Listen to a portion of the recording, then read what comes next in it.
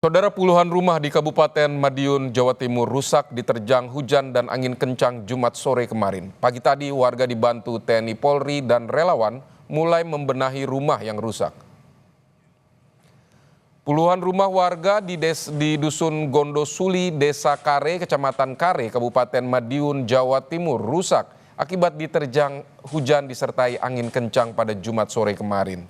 Dari data pemerintah desa, ada 43 rumah warga di 4 RT rusak pada bagian atap. Pagi tadi, saudara, warga yang dibantu TNI Polri bersama sukarelawan mulai membenahi rumah-rumah yang rusak.